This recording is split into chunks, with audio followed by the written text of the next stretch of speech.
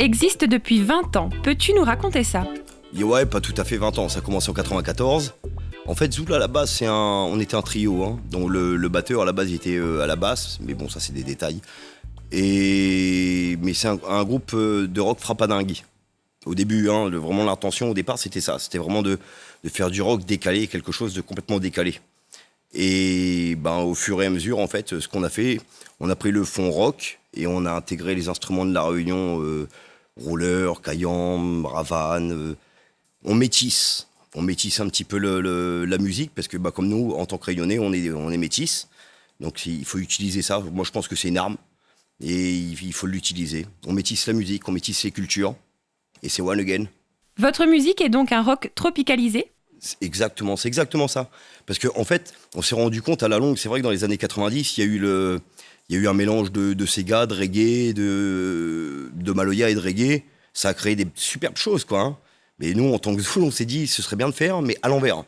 C'est-à-dire, on prend une base rock, et de la base rock, après, on l'enrichit avec les instruments de la Réunion. Honnêtement, moi, je pense, à mon humble avis, hein, je pense que la démarche, elle est aussi intelligente que dans le sens inverse. Puis, écoute, on va voir après, hein. C'est un style qui surprend un peu, non ? Il surprend, le style, il surprend. Moi, les réactions que j'ai vues jusqu'à présent, c'est... Bon, au départ, déjà, il fait rire. Bon, il rigole, parce que quand il voit le clip, il voit le cochon, il voit... En fait, le clip, nous a voulu mettre vraiment les valeurs de la Réunion. C'est-à-dire la salle verte, le parc cochon, le bout, il boit deux coups de sec, et voilà, la vie longtemps. Ce qu'aujourd'hui, il y a beaucoup de monde, ils pointent du doigt en disant, ça a l'air ringard. Mais si on imagine bien, longtemps, n'est pas de tablette, n'est pas de PlayStation, n'est pas de tout ça. Elle était... les boucs, voilà, avec 2 verres d'eau, ils faisaient la fête, quoi. Et cette simplicité réunionnaise, oui, c'est de la culture, c'est de l'héritage. Et nous mettre l'accent un petit peu là-dessus, de dire, voilà, avec pas grand-chose, on peut s'éclater. On peut s'éclater, hein, avec un peu de bonne volonté, surtout la bonne volonté. Ta fille a intégré le groupe, ça vous apporte beaucoup ? Oui, Déborah, elle est... Bon, déjà, elle voulait intégrer absolument Zoul, hein. Elle s'est mise à chanter et à prendre la guitare, en l'occurrence. Et elle voulait absolument s'intégrer au groupe. Et moi, j'ai trouvé ça génial parce que, déjà, en tant que papa, déjà voir sa fille déjà dans son groupe, c'est un cadeau, c'est un privilège.